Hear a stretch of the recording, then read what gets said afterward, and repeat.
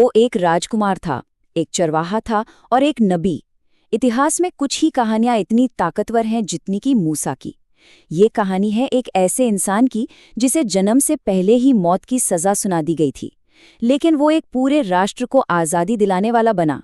तो चलिए इस महान कहानी की गहराइयों में उतरते हैं। बाइबल का ये एक वाक्य मूसा की पूरी जिंदगी का सार बता देता है। वो कोई आम लीडर नहीं था, वो परमेश्वर का दोस्त था। एक ऐसा जरिया जिसके जरिए इतिहास का रुख ही बदल गया। और यही बात उनकी कहानी को इतना असाधारण बनाती है, जिसे आज हम समझने की कोशिश करेंगे। हर महान कहानी की एक शुरुआत होती है, और मूसा की कहानी शुरू हुई मौत के साये में, एक ऐसी दुनिया में जहां उसका पैदा होना ही अपने आप में एक चमत्कार था। जरा इस बात की गहराई को महसूस कीजिए। फिरौन, जो हर इब्रानी बच्चे को खत्म कर देना चाहता था, उसी के अपने महल में, उसी की बेटी की देखरेख में इज़राइल का आने वाला उद्धारकर्ता पल रहा था। ये परमेश्वर की योजना का कितना अद्भुत और रहस्यमयी तरीका है। मूसा की 120 साल की जिंदगी 3 बिल्कुल अलग-अलग हिस्सों में बटी हुई है। पहले 40 साल उसने मिस्र में एक राजकुमार की तरह ताकत और दुनिया का सारा ज्ञान सीखा। अगले 40 साल उसने मिद्यान के रेगिस्तान में एक मामूली चरवाहे की तरह सब्र और नम्रता सीखी। और आखिरी 40 साल उसने परमेश्वर के लोगों को वादा किए हुए देश की तरफ ले जाने में बिताए। हर एक पड़ाव उसे अगले और ज्यादा मुश्किल पड़ाव के लिए तैयार कर रहा था। 40 साल तक रेगिस्तान में भेड़ बकरियां चराने के बाद मूसा ने शायद मान लिया था कि उसकी कहानी अब खत्म हो चुकी है, लेकिन परमेश्वर की कहानी तो अब शुरू हो रही थी।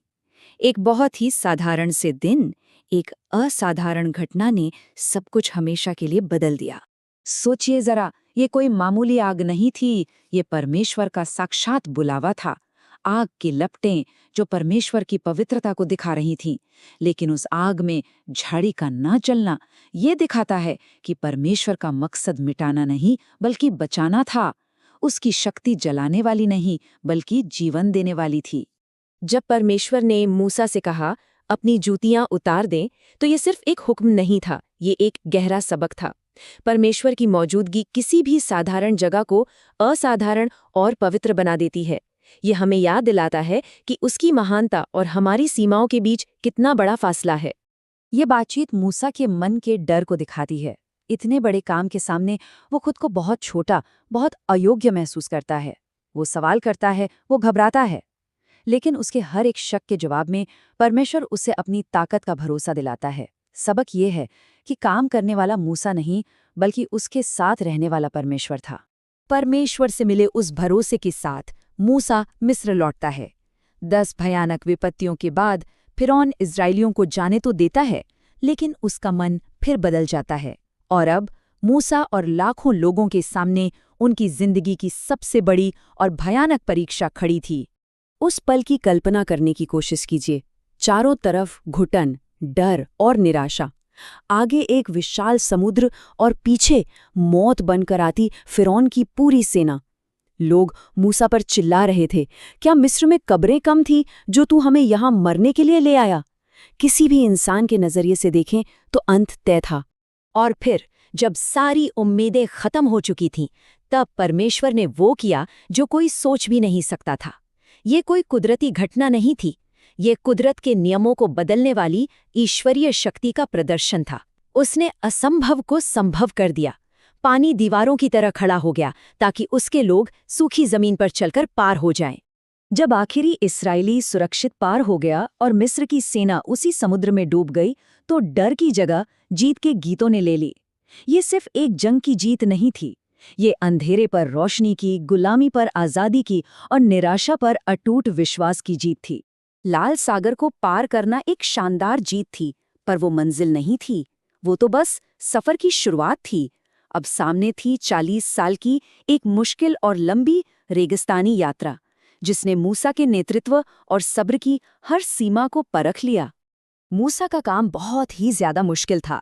उसे सिर्फ बाहरी दुश्मनों से नहीं लड़ना था, बल्कि अपने ही लोगों के अविश्वास और बगावत से रोज जूझना पड़ता था।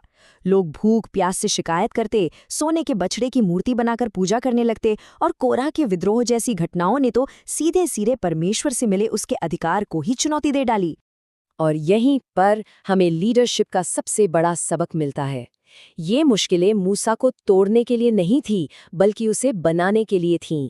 महल में पला राजकुमार शायद सोचता होगा कि लीडरशिप ताकत से होती है, पर रेगिस्तान ने उसे सिखाया कि सच्ची लीडरशिप परमेश्वर पर पूरी तरह निर्भर रहने से आती है। हर मुश्किल ने उसे अपने घुटनों पर लाया और उसे घमंडी राजकुमार से एक विनम्र सेवक में बदल दिया। 40 साल के संघर्ष के बाद आखिरकार ये लंबा सफर अपने अंत के करीब था। मूसा ने एक पूरी पीढ़ी को गुलामी से निकालकर आज़ादी के दरवाजे तक पहुंचा दिया था, लेकिन उसकी अपनी कहानी का अंत मीठा और कड़वा दोनों था। ये एक ऐसा सवाल है जो सदियों से लोगों के दिलों को परेशान करता रहा है।